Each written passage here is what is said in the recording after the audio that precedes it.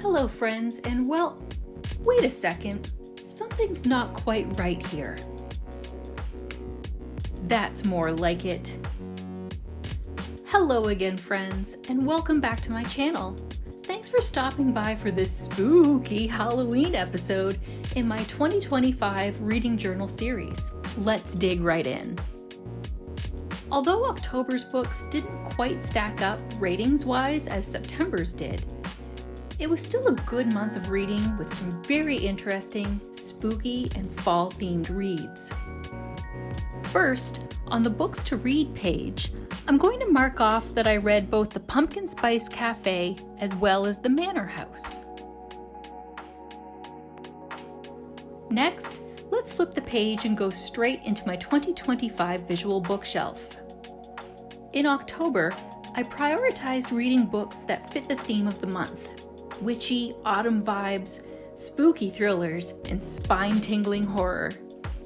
This month's titles include the following: The Spite House, The Pumpkin Spice Cafe, Dracula, Scary Stories to Tell in the Dark, the complete collection, The Enchanted Greenhouse, Flea Market Magic, and The Manor House. Even though this month's books didn't absolutely knock my socks off like many of last month's reads, there was still a good spread of themes and stories that kept me entertained throughout the month.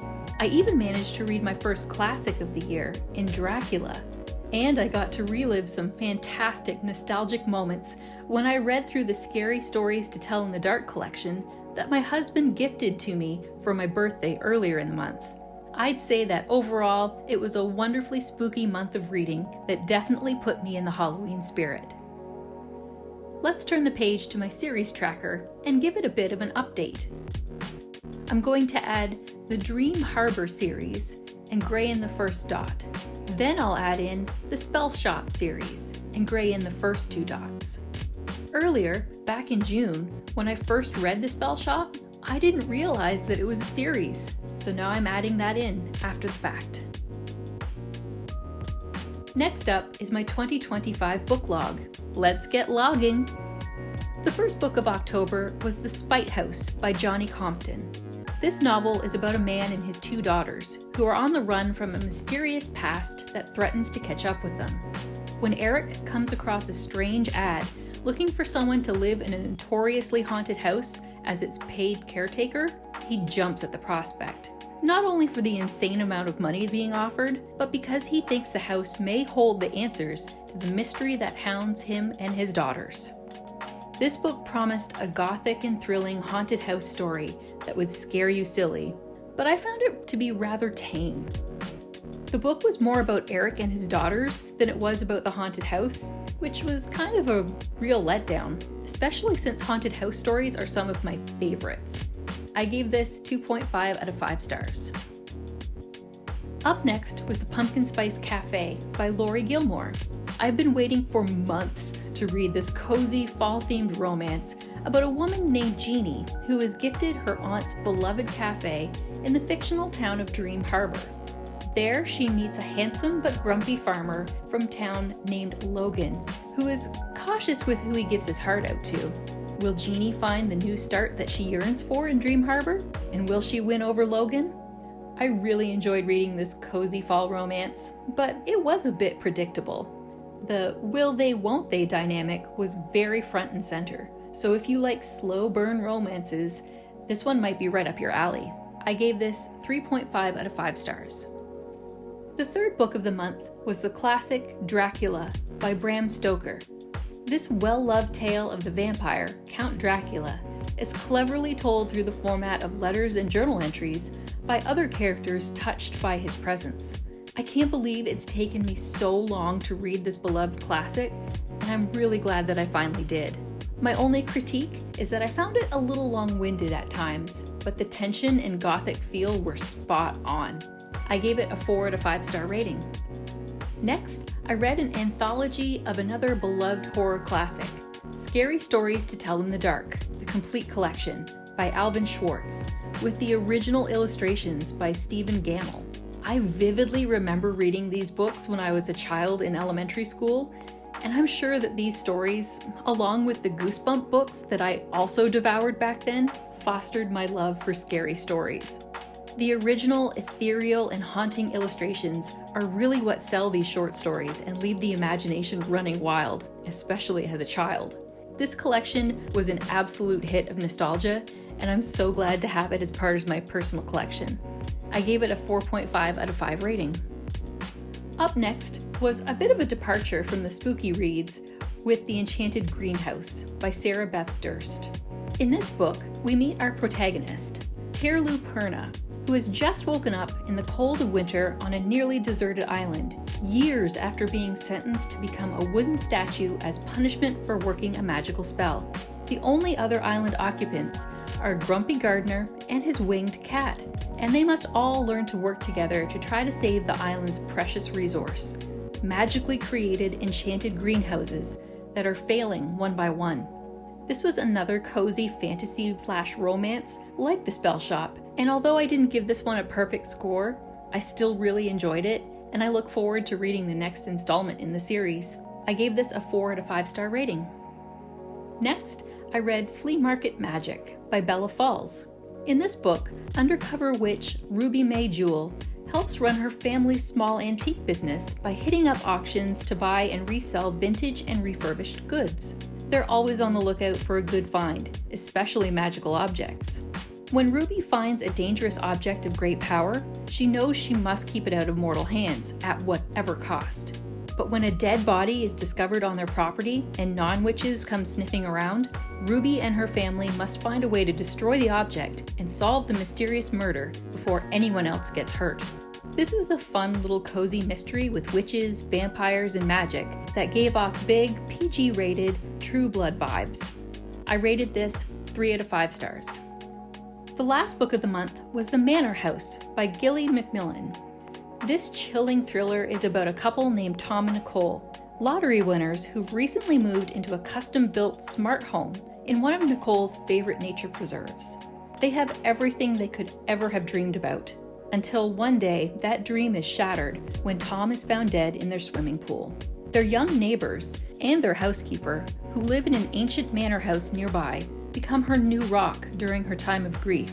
But as more and more disturbing pieces of evidence are found surrounding Tom's seemingly accidental drowning, Nicole can't help but feel like she can't trust anyone and that she's in danger too. This was an incredibly gripping book told from many shifting perspectives that kept you on your toes and second-guessing everything. I absolutely loved this book, and it got a perfect 5 out of 5 star rating.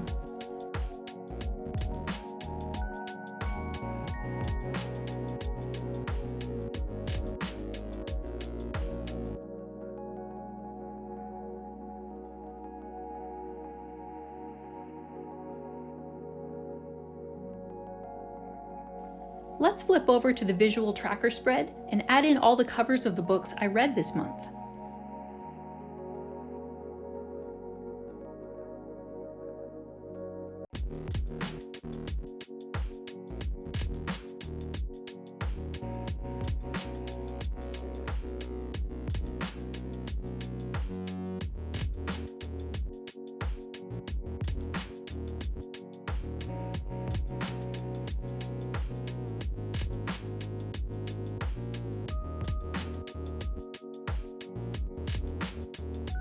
That's now 4 full pages of covers added to this section. I can't get over how great this all looks together.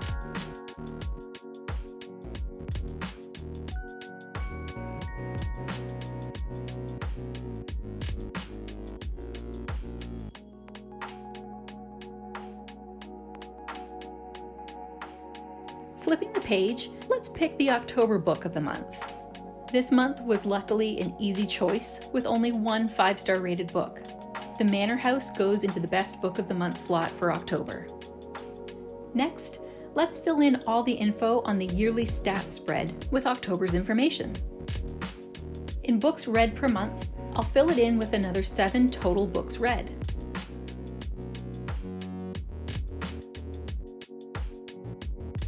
For reading types, I read 3 physical books and 4 audiobooks.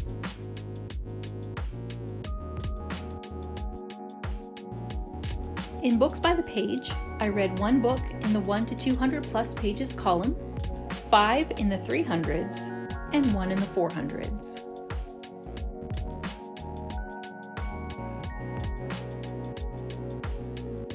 For genres read this month, I'll add 2 in fantasy, 2 in horror, 1 in mystery thriller, 1 in romance, and lastly, 2 in classics.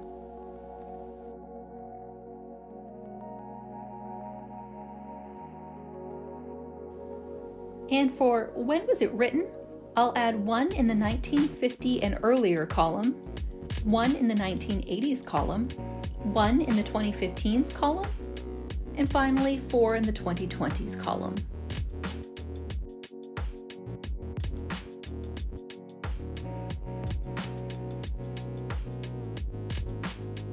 You can see that I added in another flap for this graph, just like with the Books by the Page one on the opposite page. I never imagined when I made these that I'd run out of room 3/4 through the year. Wow! Moving on, let's flip over to our monthly overview for October and add in all the details and info for the month. I'll add 7 in total books read and a respectable 2,458 in total pages read. Next on the spread is the best and worst reads of the month. We know from earlier in the video that The Manor House won the best spot of the month. And the worst spot unfortunately went to The Spite House. It's really interesting that both of these spots went to books predominantly featuring spooky houses. Just like always, I'll add in all the books to the monthly book log with the date I finished the book, its page count, and its rating.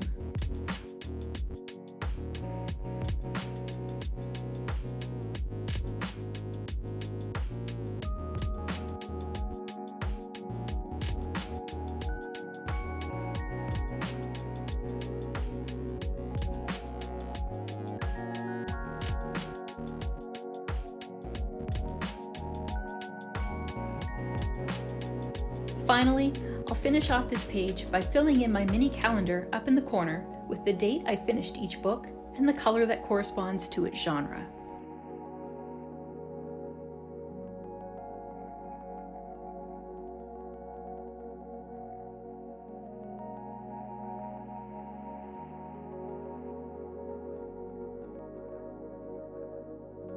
Let's continue by turning to the movies watched page. Here, I'm going to add K-pop Demon Hunters to the list, which we watched on October 19th. I loved this movie, and I totally understand the hype around it. It was delightful. I gave it a perfect 5 out of 5-star rating. On the next page, I'm going to add Wayward to the Besties Binge Watch spread. My friend and I started this spooky psychological thriller series on October 22nd. And so far, it has kept us on the edge of our seats. Lastly, I'm going to flip the page one final time and add to the Music to My Ears and 2025 Games Played mini spreads. This month, the album that's been on constant repeat has been The Life of a Showgirl by Taylor Swift. Although I'm not a huge Taylor fan like some, I do enjoy her music overall, and this album in particular I found really spoke to me. It's full of fun, quirky songs that are really ear-catching. For me, it's one of those super rare albums where you end up liking every song from front to back, and it's easily my favorite Taylor album overall. For 2025 games, I'm adding in Pokemon Legends ZA. This new installment in the franchise allows you to wander through Lumio's city, catching all of your favorite Pokemon and battling it out with others in the ZA Royale to become the highest ranked Pokemon trainer. I'm a huge fan of Pokemon, so of course I'm having a great time with this game. I even managed to catch a few shinies. It's definitely recommended if you're a fellow Pokemon fan. And just like that, the Halloween edition of my reading journal recap for October is complete. Did you have a fun spooky season? Did you carve any scary, or even cute, jack-o'-lanterns? I carved Derpy from K-pop Demon Hunters on my pumpkin this year, and even though we had a very small turnout in my community, most likely because parents wanted to rush home and watch the World Series baseball game, we still had a wonderfully frightful Halloween. Let me know in the comments how your Halloween was this year. As always, thank you so much for taking the time to join me and for watching my videos. If you want to continue to see more content from me, please consider hitting the like button and subscribing to my channel, or just leaving a comment. I'd love to hear from you. Happy reading, and see you in the next video. Bye!